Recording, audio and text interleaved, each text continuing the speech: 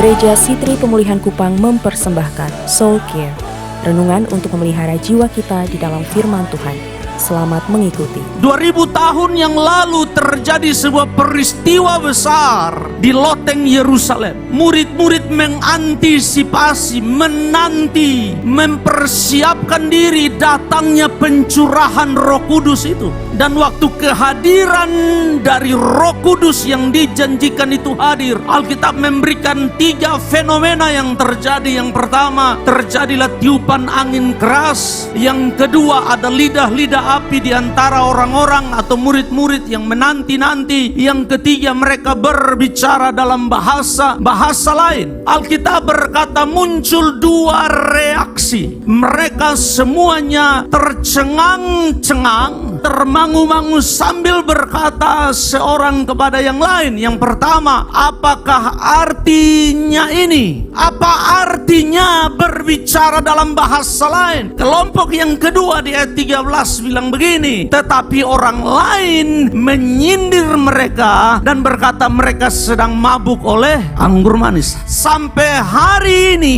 ada 2 sikap ini terhadap pekerjaan Roh Kudus. Ada orang yang pertama yang terbuka hatinya berkata, apa artinya ini? Saya mau belajar, saya mau mengerti. Tetapi ada orang yang menyindir dan berkata, dong gila, dong sumabo. Mungkin itu ada di gereja ini. Saudara pernah mengatakan. Dari 2 pertanyaan inilah Petrus berdiri dan bicara. Hai kamu orang Yahudi, sedang bicara global, dan kamu semua yang tinggal di Yerusalem. Dengan kata lain, penduduk asli Yerusalem, ketahuilah dan camkanlah perkataan ini. Wow, keras sekali. Dengan kata lain, sebelumnya sonde tahu toh, nah buka hati kau tahu. Sebelumnya buta, buka mata kau lihat. Yang pertama. Yang kedua, kalau kamu sudah tahu, camkan baik-baik, simpan baik-baik. Orang bisa tahu sesuatu tapi dia tidak memperhatikannya. Orang bisa tahu sesuatu tapi dia tidak menaruh perhatian di dalamnya. Dan oleh karena itu Petrus selalu menjelaskannya. Yang pertama, dia sanggah dulu tuduhan mereka. Dia bilang orang-orang ini tidak mabuk seperti yang kamu sangka karena hari baru pukul 9. Tetapi itulah yang difirmankan Allah dengan perantaraan apa?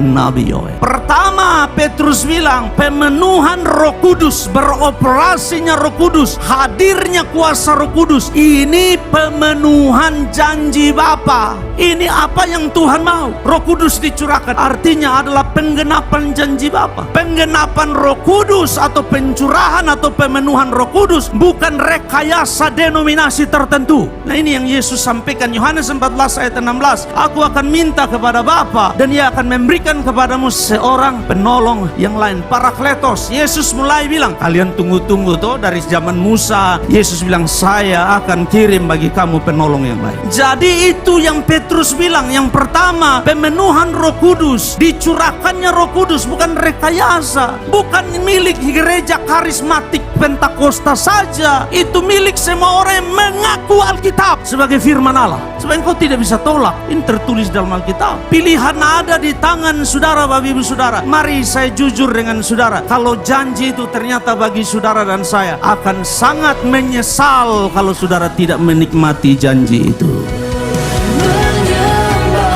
Demikian renungan Soul Care dari Gereja Sitri Pemulihan Kupang.